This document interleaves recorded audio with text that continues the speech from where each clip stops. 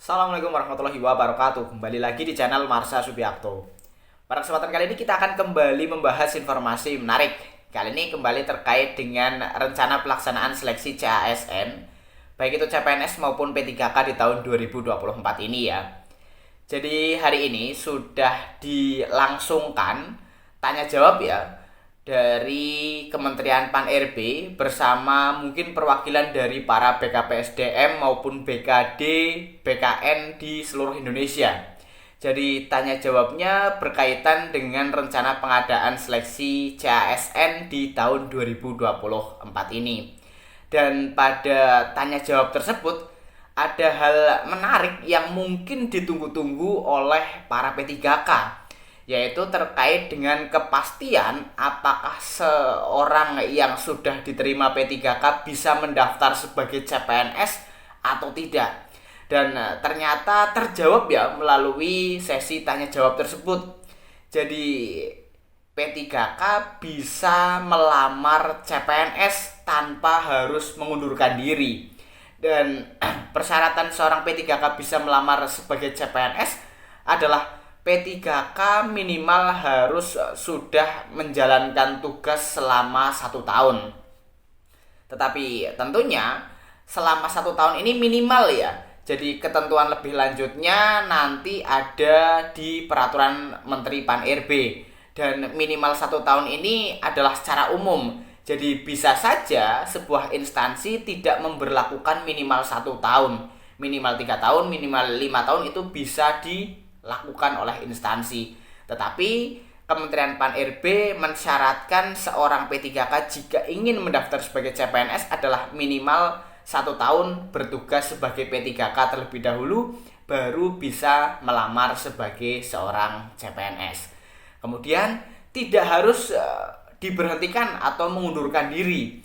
Jadi jika seorang P3K sudah diterima sebagai CPNS, baru mereka harus mengundurkan diri sebagai P3K. Tetapi jika tidak diterima, tentunya jabatan P3K tidak akan lepas gitu ya, karena tidak perlu mengundurkan diri. Kemudian hal menarik lagi terkait dengan hal ini, yaitu ada salah satu pertanyaan yang cukup menarik berkaitan dengan P3K mendaftar CPNS juga. Jadi ada pertanyaan, jika seorang P3K mendaftar sebagai CPNS, otomatis kan nanti ada kekosongan jabatan di P3K tersebut. Dan jawabannya juga cukup baik dari Kementerian Pan-RB, bahwasanya Kementerian Pan-RB tentunya tidak bisa membatasi seorang P3K tidak boleh mendaftar CPNS. Karena mendaftar sebagai CPNS itu kan hak seluruh warga negara Indonesia aja. Jadi misal nanti ada kekosongan jabatan P3K ya itu sudah menjadi resiko masing-masing instansi. Tetapi kan yang bisa mendaftar sebagai CPNS tentunya dari P3K ini tidak terlalu banyak, karena persyaratan lainnya juga ada gitu ya. Salah satu persyaratan yang penting dan harus dipenuhi adalah masalah umur. Jadi jika ingin mendaftar sebagai CPNS, umurnya maksimal 35 tahun. Dan kebanyakan P3K kemungkinan umurnya sudah di atas 35.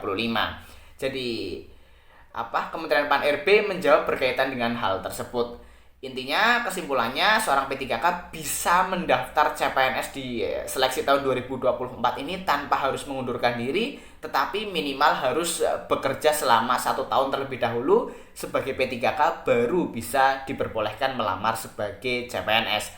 Tentunya 1 tahun ini bukan angka yang pasti ya, karena instansi juga berhak untuk menentukan berapa minimal seorang P3K bekerja untuk bisa mendaftar atau diperbolehkan mendaftar sebagai CPNS.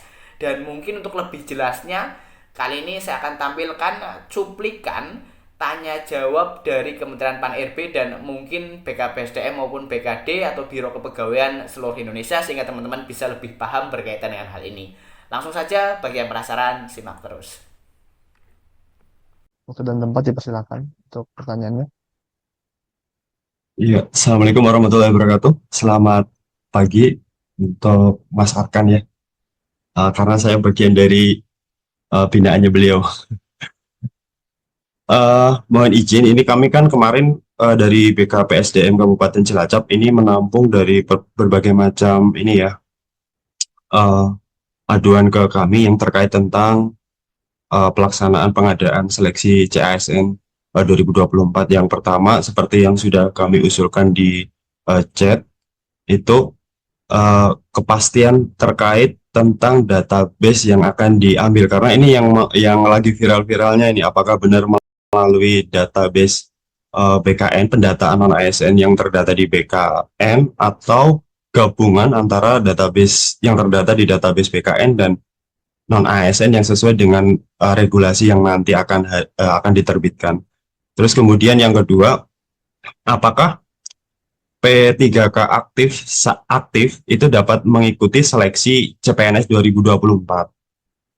Jikalau harus diberhentikan terlebih dahulu, itu mekanisme yang ada di sistem nanti seperti apa, Kak? Jadi kita belum tahu nih apakah P3K itu harus mengundurkan diri dulu baru mengikuti seleksi CPNS dengan kriteria tertentu atau aturan tertentu. Nah, nanti proses mekanismenya yang ada di aplikasi itu ada jeda berapa bulan atau dalam waktu 1 tahun atau seperti apa, kita belum tahu regulasinya seperti apa. Saya kira 3 pertanyaan itu dulu, Kak. Terima kasih. Assalamualaikum warahmatullahi wabarakatuh. Waalaikumsalam warahmatullahi wabarakatuh. Mungkin eh, sebentar dulu Pak, karena ada kendala sinyal lagi. Kita menunggu Mas Arkan akan join lagi sebentar ya. Apa aja ya, Mere? Bukan ini, pertama ya. Oh, udah.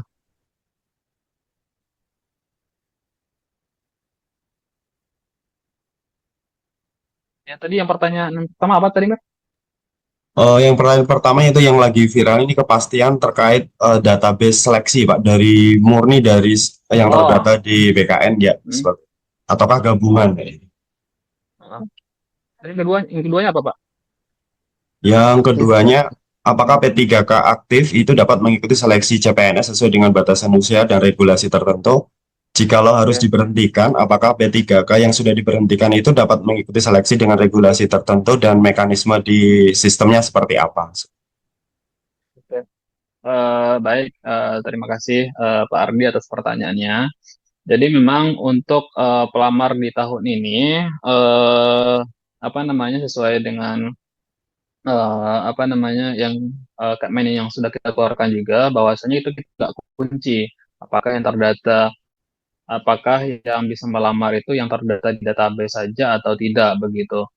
Nah, jadi memang kita tidak kunci untuk yang bisa melamar tersebut, tapi untuk nanti lebih apa namanya lebih pasti dan lebih konkretnya nanti ditunggu Pak peraturan Menteri Pan-RB yang sudah dalam tahap harmonisasi itu nanti akan dijelaskan juga mengenai siapa saja yang bisa melamar di tahun ini begitu. Kemudian untuk P3K aktif, seperti apa yang bisa melamar dalam proses CPNS? Apakah yang bersangkutan ketika sudah P3K, apakah harus berhenti terlebih dahulu baru melamar begitu ya? Nah, jadi memang kalau untuk yang sekarang, ketika P3K akan melamar CPNS, kalau sebelumnya itu kan apa namanya 90% Diterima dulu. kontraknya itu harus berjalan terlebih dahulu. 90% kontraknya harus berjalan terlebih dahulu, baru bisa ikut CPNS begitu. Nah, ini yang coba kita atur juga sebetulnya terkait dengan tata cara bagaimana seorang P3K ketika dia itu sudah diterima P3K, kapan bisa melamar CPNS. Nah, tadi kan sudah saya jelaskan juga di dalam paparan bahwasanya itu kita rumuskan kebijakan ini 1 tahun, Pak. Jadi ketika 1 tahun eh, yang bersangkutan itu sudah aktif ataupun sudah bekerja sebagai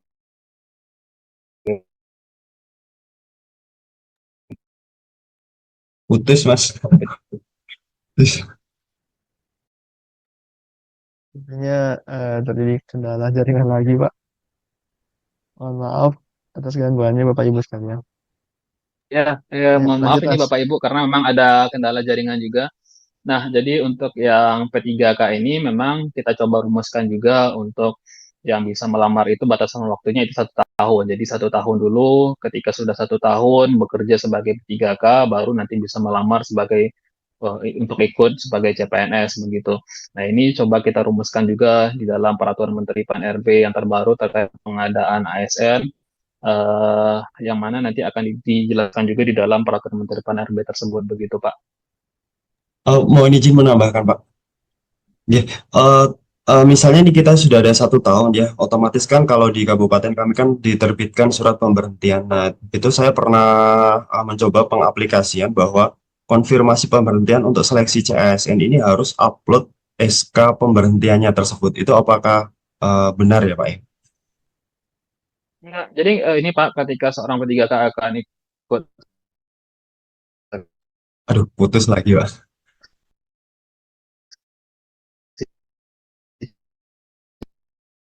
CPNS, jadi dia ketika akan ikut seleksi harus mundur terlebih dahulu. Jadi untuk P3K ketika akan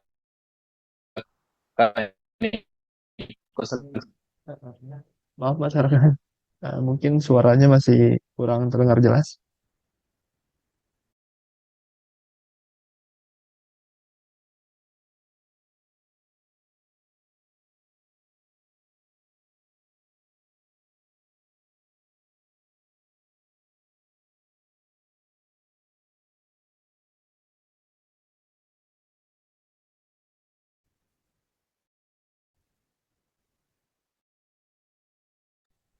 Sudah kembali mungkin dari Mas Arkan.